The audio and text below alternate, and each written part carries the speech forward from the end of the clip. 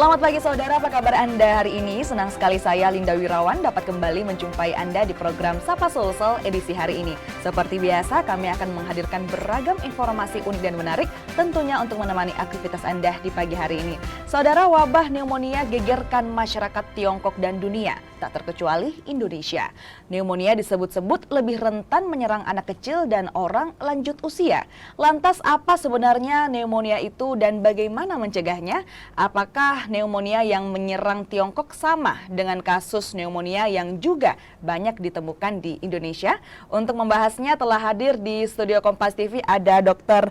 Lingga Pradipta SPA selaku praktisi kesehatan. Selamat pagi, Dok. Ya, selamat pagi, Mbak. Gimana kabarnya hari ini, Dok? Alhamdulillah baik. Oke, nah Dok, tadi kita sudah singgung sedikit ya Dok mengenai kasus pneumonia yang viral ya, bisa dikatakan di seluruh dunia karena berawal mula dari Tiongkok. Ada ketakutan.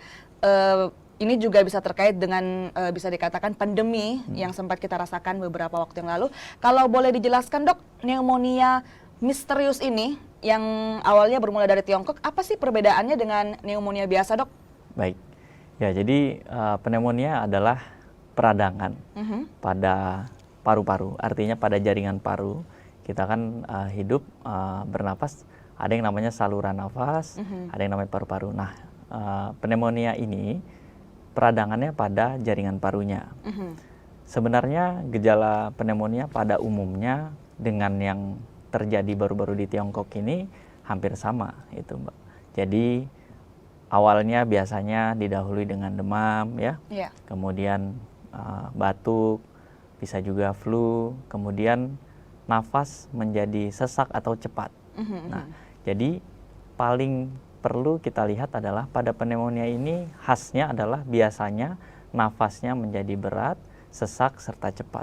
Oke, jadi sebenarnya hampir mirip ya Dok, pneumonia yang ada di Tiongkok dan juga yang ada di Indonesia. Lantas kenapa orang kemudian, kenapa bisa kasus ini ataupun penyakit ini bisa jadi viral sih Dok? Apa perbedaannya? Ya, jadi mungkin karena yang baru saja meningkat itu di daerah awal mulanya terdeteksi adanya pandemi COVID kemarin, sehingga masyarakat baik dunia jadi banyak bertanya, banyak bingung kenapa ini penyakit sebenarnya penyebabnya apa.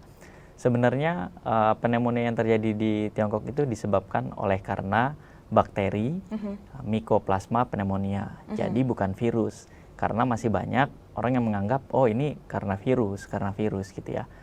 Ternyata karena bakteri Mycoplasma pneumonia. Nah, bakteri ini itu Mbak sudah ada sejak sebelum pandemi. Ya, jadi perlu digarisbawahi bahwa sebenarnya bakteri ini penyebab pneumonia salah satunya oleh karena Mycoplasma pneumonia sudah terdeteksi atau sudah ada bakterinya sebelum pandemi. Nah, jadi inilah yang membuat pertanyaan di masyarakat, akhirnya masyarakat jadi takut, ragu, seperti itu. Oke, dan kalau boleh tahu Dok, di Indonesia sendiri sudah adakah kasus pneumonia dengan penyebab yang sama, yaitu bakteri Mycoplasma ini Dok? Ya, jadi sekitar minggu lalu itu ternyata sudah ada di Jakarta ya, sekitar 6 pasien ya, 3 pasien rawat jalan, 3 pasien dirawat inap. Jadi sudah ada di Indonesia dan baru-baru saja. Sebenarnya bakteri ini pun di Indonesia belum pernah ada sebelumnya ya. Pernah, cuman kasusnya memang sedikit dan jarang, sehingga perlu mendapatkan perhatian ketika pada laporan beberapa negara seperti yang baru-baru juga dari Denmark ya, dari Netherlands, itu Belanda, itu ternyata kasusnya pun ikut meningkat gitu Mbak. Jadi inilah yang perlu kita perhatikan. Oke, nah salah satu yang jadi perhatian banyak orang juga, yang juga bisa dikatakan untuk kasus penyakit viral ini, karena tadi dikatakan oleh Dr. Lingga bahwa sebenarnya bakteri ini sudah ada bahkan sebelum pandemi kemarin. Tapi apakah penyakit pneumonia yang diakibatkan karena infeksi bakteri Mycoplasma ini ada obatnya, dan juga sampai tingkat keparahan apa sih ini yang menjadi keresahan banyak orang, Dok? Ya. Obatnya ada Mbak, obatnya. Jadi memang bakteri ini diatasi dengan memberikan pengobatan, salah satunya menggunakan antibiotik. Ya, antibiotiknya memang yang khusus, jadi memang menggunakan antibiotik yang baru. Nah, jadi masyarakat saya himbau tidak perlu khawatir ya, jika memang kasus ini sudah masuk ke Indonesia ada yang terinfeksi Mycoplasma pneumonia, obatnya ada, jadi tidak perlu panik. Kemudian dari beberapa kasus yang saya lihat di Jakarta itu 3 diantaranya ringan saja, jadi bisa rawat jalan, sehingga mudah-mudahan masyarakat di sini paham bahwa kita perlu waspada, tapi kita tidak perlu panik. Oke, perlu waspada dan juga tidak perlu panik, apalagi tadi dikatakan oleh Dokter Lingga ya bahwa obatnya ada seperti itu, jadi nggak perlu panik saudara. Yang kalau misalnya mereka merasakan gejala-gejala seperti apa nih dok yang kemudian harus dibawa lari ke rumah sakit? Baik, jadi kan karena gejala awalnya biasanya sejak pertama kali terpapar, misalnya ada orang yang sakit, kita habis kontak 1-4 minggu ini baru bergejala ini Mbak.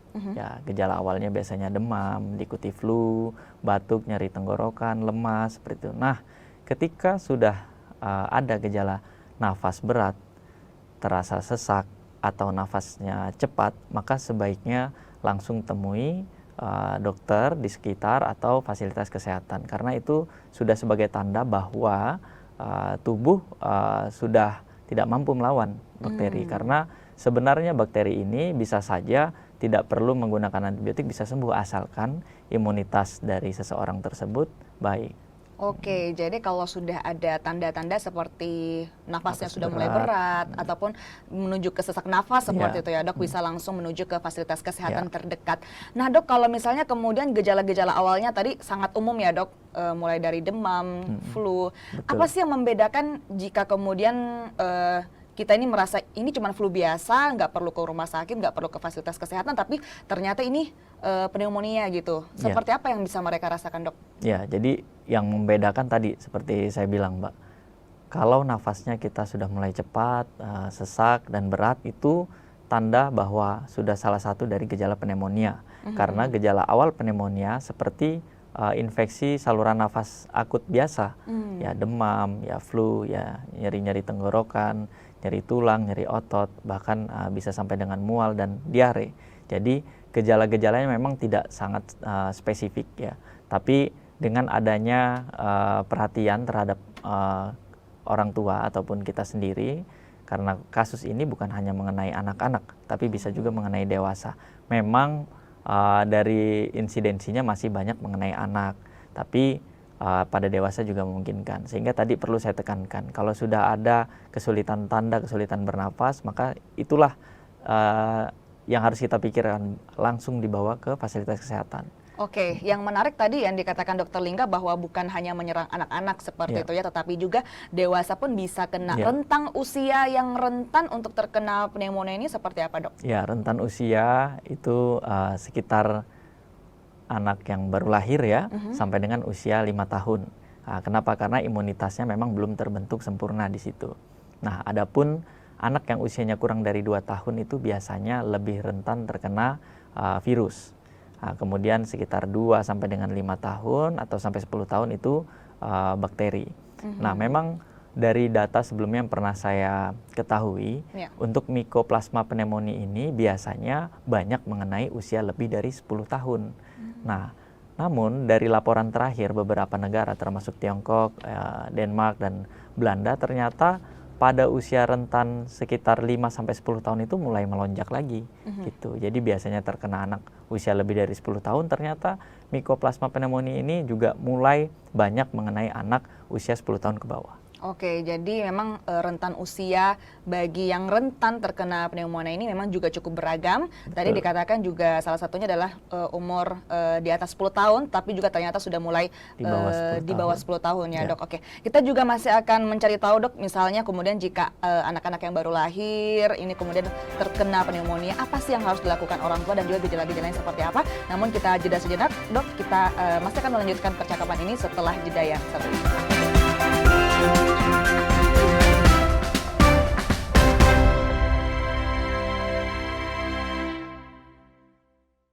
Pemilu 2024 adalah pesta demokrasi kita. Perbedaan pilihan jangan sampai menjadi konflik dan mencederai demokrasi itu sendiri. Jadilah bagian dari Pemilu 2024 dengan mengetahui setiap tahapannya untuk Indonesia maju dan damai. Pencalonan DPD dimulai sejak Desember 2022, sementara pencalonan DPR dan DPRD dimulai sejak April 2023. Sedangkan pengumuman pendaftaran serta pencalonan presiden dan wakil presiden dimulai Oktober 2023. Dilanjutkan dengan masa kampanye pada November 2023. 11 sampai 13 Februari 2024, seluruh peserta kampanye masuk dalam masa tenang untuk memberikan waktu kepada masyarakat memutuskan secara objektif pilihannya. Berikutnya, proses rekapitulasi hasil penghitungan suara. Setelah suara dinyatakan sah, pengambilan sumpah Presiden dan Wakil Presiden Republik Indonesia terpilih. Jadilah bagian dari perhelatan akbar bangsa Indonesia bersama teman memilih Rumah Pemilu Kompas TV. Pemilu 2024 diikuti oleh 24 partai politik. Kenali nama, logo, dan nomor urutnya.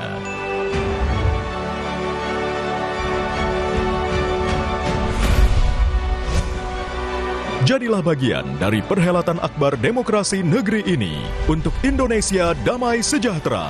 Ikuti perkembangan dan informasi terkini seputar Pemilu 2024 bersama teman memilih Kompas TV, Rumah Pemilu. Dapatkan berita dan informasi utama seputar Pemilu 2024. Ketahui serba-serbi jelang pencoblosan. Kawal prediksi hasil pemilu. Simak analisa perolehan suara para kontestan. Ikuti rangkaian Pemilu Damai 2024 bersama Kompas TV, Rumah Pemilu.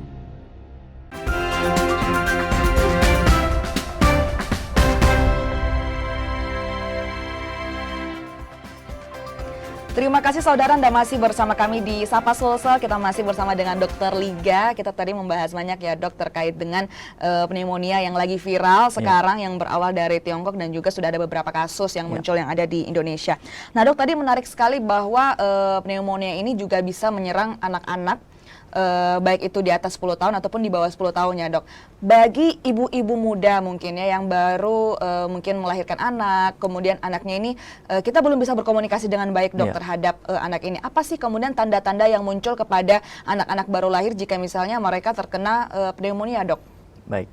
Jadi untuk anak yang usianya lebih kecil, salah satunya usia yang kurang dari 1 tahun ya Mbak ya, itu selain yang sudah saya sebutkan demam, ya, flu, batuk ataupun sesak, pada anak-anak juga biasanya yang lebih kecil itu anak menjadi rewel, rewel, malas untuk minum, malas untuk makan, kemudian demam yang cenderung masih tidak turun, ya, setelah diberikan DBF atau menyusui langsung.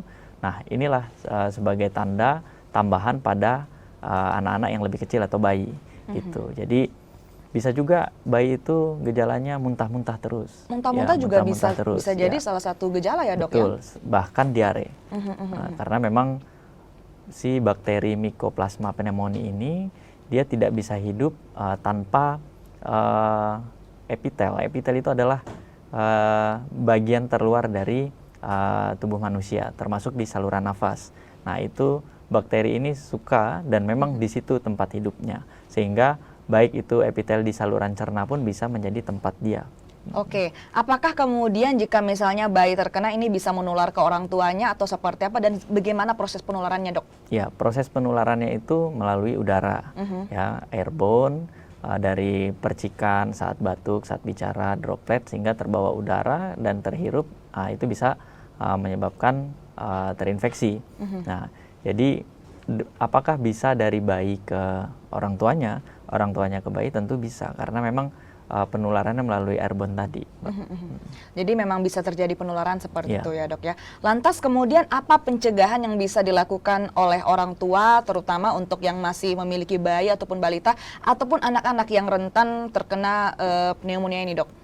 Tentunya perilaku hidup bersih itu yang pertama, karena pola penularannya mirip seperti COVID kemarin, sehingga selain PHBS, maka kesehatan dari ibu juga harus diperhatikan.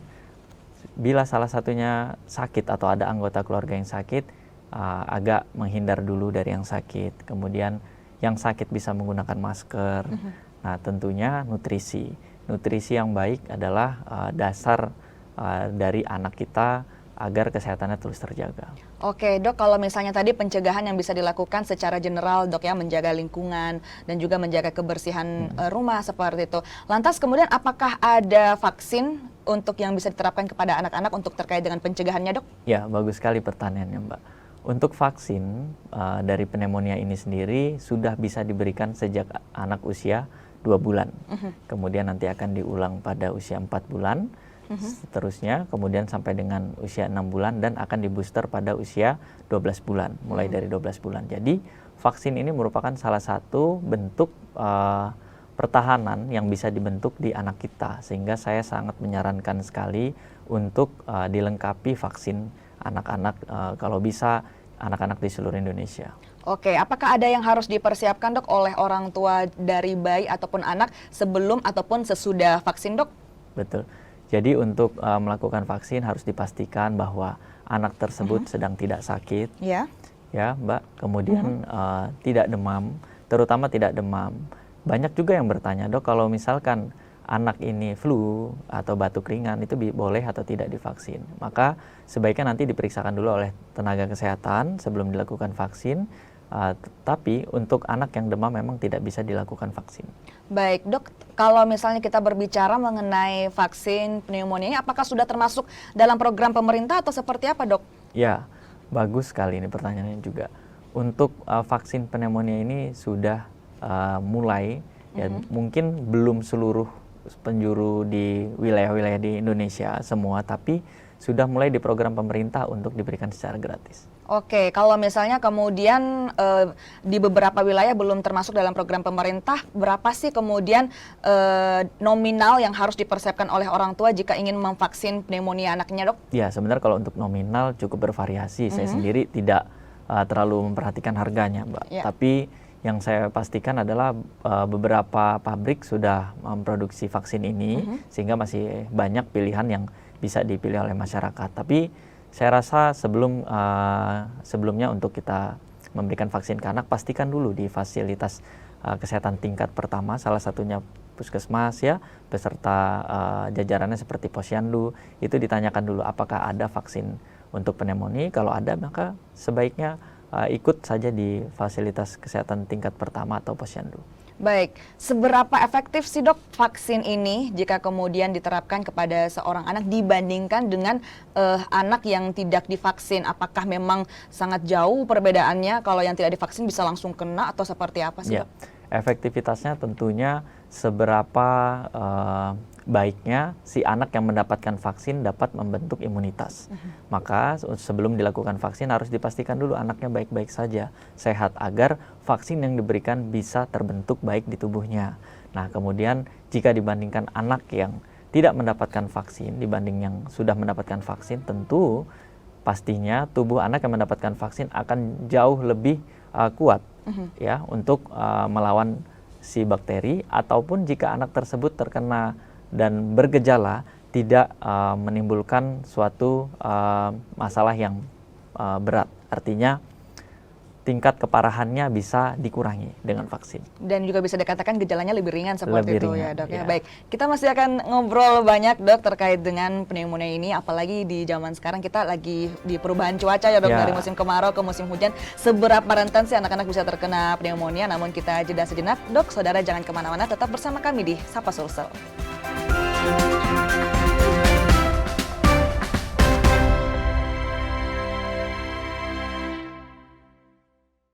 Pemilu 2024 adalah pesta demokrasi kita. Perbedaan pilihan jangan sampai menjadi konflik dan mencederai demokrasi itu sendiri. Jadilah bagian dari Pemilu 2024 dengan mengetahui setiap tahapannya untuk Indonesia maju dan damai. Pencalonan DPD dimulai sejak Desember 2022, sementara pencalonan DPR dan DPRD dimulai sejak April 2023. Sedangkan pengumuman pendaftaran serta pencalonan presiden dan wakil presiden dimulai Oktober 2023. Dilanjutkan dengan masa kampanye pada November 2023. 11 sampai 13 Februari 2024, seluruh peserta kampanye masuk dalam masa tenang untuk memberikan waktu kepada masyarakat memutuskan secara objektif pilihannya. Berikutnya, proses rekapitulasi hasil penghitungan suara.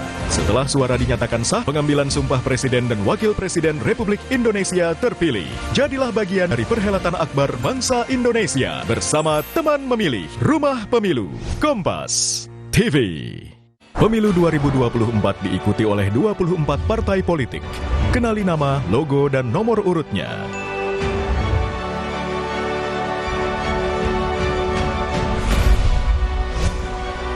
Jadilah bagian dari perhelatan akbar demokrasi negeri ini untuk Indonesia damai sejahtera. Ikuti perkembangan dan informasi terkini seputar Pemilu 2024 bersama teman memilih Kompas TV, Rumah Pemilu. Dapatkan berita dan informasi utama seputar Pemilu 2024. Ketahui serba-serbi jelang pencoblosan. Kawal prediksi hasil pemilu. Simak analisa perolehan suara para kontestan. Ikuti rangkaian Pemilu Damai 2024 bersama Kompas TV, Rumah Pemilu.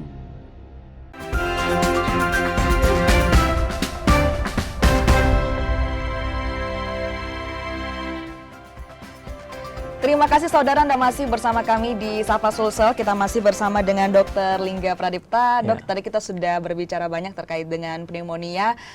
Vaksin juga bisa menjadi salah satu pencegahan ya dok untuk pneumonia ini bisa menyerang anak-anak, bisa dicegah dengan adanya vaksin. Nah ini vaksin untuk anak-anak ya dok. Apakah kemudian orang dewasa ini juga tersedia vaksin untuk orang dewasa? Karena tadi Dr. Lingga mengatakan bahwa pneumonia ini juga bisa menyerang hingga orang dewasa seperti itu dok. Ya, jadi untuk vaksin pneumonia sendiri bisa diberikan pada usia dewasa, Mbak.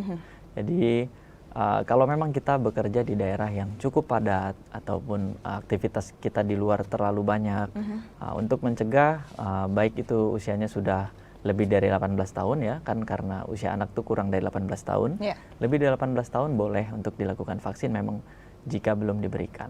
Jadi seberapa perlunya, maka perlu dilihat ke diri sendiri bahwa kalau kita mempunyai resiko yang tinggi terhadap pekerjaan kita, keseharian kita, maka boleh atau sebaiknya memang divaksin. Oke, jadi itu bisa bercermin lagi kepada diri sendiri ya dok, apakah seberapa penting ataupun seberapa efektif ataupun bahkan seberapa perlu vaksin ini itu kembali lagi ke diri masing-masing seperti itu dok. Nah dok, kalau kita berbicara mengenai di masyarakat luas, berbicara mengenai pneumonia itu mereka biasanya mengatakan ini paru-paru basah. Ini sebenarnya mitos ataupun perlu dikoreksi atau seperti apa sih dok? Ya, paru-paru basah itu sebutan untuk masyarakat awam ya, untuk masyarakat awam. Jadi karena dasarnya adalah ini bakteri yang dapat menyebabkan peradangan paru-paru ya, sehingga biasanya gejalanya anak jadi ataupun dewasa pun jadi sering batuk berlendir, nah nafasnya berat, sehingga masyarakat awam sebut ini paru-paru basah gitu. Jadi sebenarnya untuk peradangan pada paru itu selain karena penyebabnya karena infeksi yang disebabkan karena virus, bakteri, jamur ataupun parasit, bisa juga disebabkan karena paparan-paparan seperti polusi, Mbak. Polusi, dan belakangan ini kan cuaca yang mulai hujan panas ini juga dapat mempengaruhi kelembapan udara, dan pada beberapa orang yang memiliki riwayat alergi ataupun asma ini juga bisa lebih berat jika terkena infeksi dari kuman atau kena peradangan paru ini. Nah, dengan tadi Dr. Lingga tadi sudah menyinggung ya, dengan adanya perubahan cuaca ini, kemudian lingkungan terasa lebih lembab seperti itu. Apakah ada peningkatan kasus pneumonia dok yang bisa ditemukan di fasilitas-fasilitas kesehatan? Ya, memang kalau untuk kasus pneumonia ini hampir setiap hari saya temukan. Ya, tapi dengan adanya cuaca yang sedang seperti ini memang sedikit meningkat kasusnya. Cuman untuk yang mikoplasma pneumonia ini sendiri belum saya temukan. Ya mudah-mudahan tidak sampai ditemukan ya, Mbak ya. Mudah-mudahan tidak sampai ditemukan, dok. Amin, seperti itu. Nah tadi Dr. Lingga mengatakan bahwa kasus ini hampir setiap hari dokter temukan seperti itu di fasilitas kesehatan. Apa sih tantangan yang harus dihadapi mungkin dari segi Dr. Lingga sendiri sebagai pelaku kesehatan? Apa tantangan-tantangan yang dihadapi untuk menghadapi kasus ini, dok? Ya, Tantangannya tentunya semua harus terlibat, ya, baik itu dalam keluarga, pemerintah, dan tenaga kesehatan, bahkan edukator-edukator. Kenapa? Karena penyakit ini sebetulnya bisa dicegah, salah satunya dengan perilaku hidup bersih. Kemudian bisa juga ditambahkan di beberapa stasiun TV ataupun berita tempat lain, itu untuk memberikan edukasi bagaimana cara mencegah penyakit ini. Sebenarnya untuk mencegah penyakit ini, masyarakat sejak pandemi sudah melakukannya dengan baik, ya, dengan menggunakan masker kalau sakit ataupun jaga jarak. Hanya perlu ditingkatkan lagi saja, dan kalau bisa tenaga-tenaga kesehatan yang ada di rumah sakit itu diberikan pelatihan untuk menangani penyakit ini. Karena memang kasus ini pada tahun 2017 merupakan kasus yang penyebab kematian tertinggi di tahun 2017 oleh karena pneumonia. Jadi semoga ini tidak terulang lagi. Maka saya sangat berharap sebagai praktisi kesehatan untuk semua masyarakat terlibat, pemerintah terlibat, agar kita bisa menghadapi penyakit ini di kemudian hari, mulai dari hari ini dan seterusnya. Mulai dari hari ini dan juga seterusnya. Nah Dok, kalau boleh tahu juga apa sih kemudian hoax-hoax terkait dengan pneumonia ini yang sering tersebar di masyarakat dan bisa diluruskan ke hari ini, Dok? Ya, jadi banyak sekali yang mengatakan, oh penyakit ini nggak ada keturunannya di keluarga saya, Dok, seperti itu ya. Jadi kebanyakan bicaranya seperti itu. Jadi perlu ditekankan lagi bahwa ini bukan penyakit keturunan, melainkan ini bisa disebabkan oleh karena infeksi ataupun paparan-paparan zat tertentu seperti polusi. Oke, jadi ini bukan penyakit keturunan seperti itu ya, Dok, bisa didapatkan baik itu di lingkungan yang kurang bersih ataupun ditulari seperti itu ya, Dok ya. Oke, terakhir mungkin Dok, harapannya ke depannya seperti apa terkait dengan kasus yang lagi viral ini, pneumonia yang disebabkan oleh bakteri Mycoplasma, dan juga ke depannya seperti apa, Dok? Silahkan. Ya, harapan saya sebagai praktisi kesehatan tentunya mengharapkan bahwa anak-anak di Indonesia kalau bisa jangan sampai terkena penyakit pneumonia. Adapun vaksin yang diberikan oleh pemerintah secara gratis untuk pneumonia ini sebaiknya ditemui atau datang ke fasilitas kesehatan tingkat pertama, posyandu, ya, puskesmas untuk diberikan vaksin. Karena sebetulnya walaupun usia anak sudah lewat daripada 12 bulan, masih bisa dilakukan vaksin bahkan sampai dewasa, sehingga bisa dilakukan catch up. Nah, jadi ini merupakan salah satu bentuk dari mencegah untuk penyakit ini terus mengenai anak-anak kita. Kemudian perilaku hidup bersih tetap dijalankan, ya, untuk orang tua di rumah, untuk keluarga-keluarga di rumah, bahkan untuk semua masyarakat, untuk tetap kita dengan perilaku hidup bersih. Terakhir, untuk masyarakat sebaiknya tidak perlu panik, ya, karena penyebab dari Mycoplasma pneumonia yang pada di Tiongkok ini sebenarnya bakterinya sudah ada sejak sebelum pandemi, sehingga tidak perlu panik, hanya perlu kita waspada saja.